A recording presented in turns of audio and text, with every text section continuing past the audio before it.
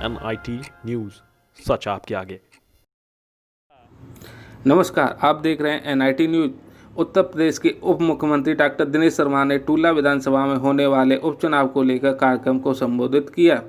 इस दौरान उन्होंने जिला स्तरीय अधिकारियों के साथ समीक्षा बैठक भी की। जिले में विभिन्न योजनाओं का लोकार्पण भी किया।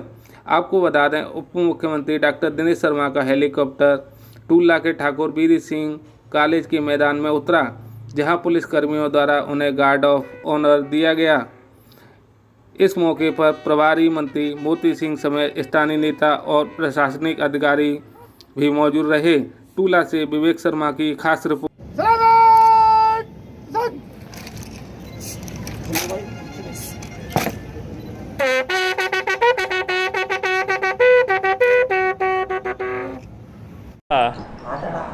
विधानसभा क्षेत्र में कार्यकर्ताओं के साथ में जो सेक्टर तक के कार्यकर्ता हमारे थे, उनके साथ बैठक का अवसर आज हमें मिला है। पूरे प्रदेश में माननीय मुख्यमंत्री के नेतृत्व में जो सरकार ने गरीबों के लिए, किसानों के लिए, विद्यार्थियों के लिए, व्यापारियों के लिए काम किए हैं, आज सर्वत्र उसकी चर्चा है। विपक्ष के द्वारा दिग्भ्रमित करने के लिए अनर्गल प्रचार कभी कभी किया जाता है। सरकार किसी प्रकार के नौकरियों में संविदा की भर्ती, परमानेंट नौकरी करने के बाद में संविदा का 5 साल रहे या 6 साल रहे, इस प्रकार का कोई कार्यक्रम सरकार के द्वारा तैयार नहीं किया गया है। भर्ती जैसे पहले होती थी उसी प्रकार से होगी, पारदर्शितापूर्ण होगी, निष्पक्ष होगी।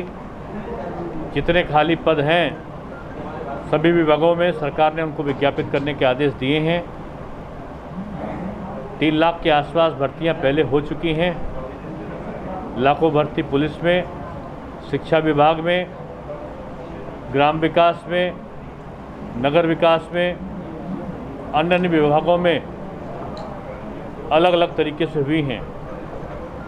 सरकार का काम है एक तरफ नौकरियों के माध्यम से रोजगार देना, दूसरी तरफ जो माननीय प्रधानमंत्री जी के द्वारा एक विशेष पैकेज दिया गया और उत्तर प्रदेश सरकार के द्वारा भी 1 डिस्ट्रिक्ट 1 प्रोडक्ट और तमाम अन्य लघु उद्योगों के माध्यम से छोटे छोटे व्यापारियों को ऋण देने का काम किया गया है।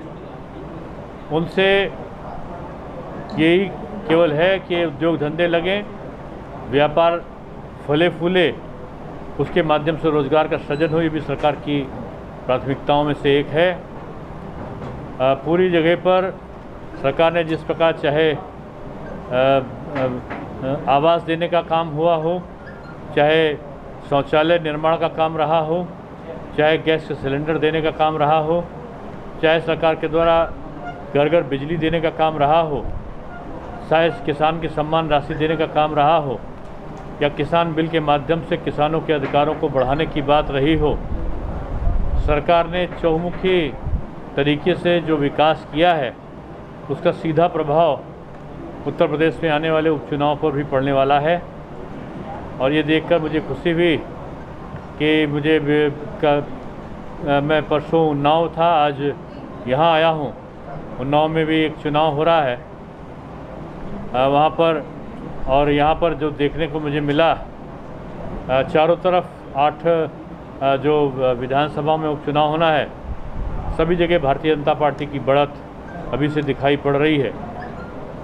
हमारा मकसद ये है कि एक पारदर्शी सरकार हो और सबके साथ समान न्याय हो।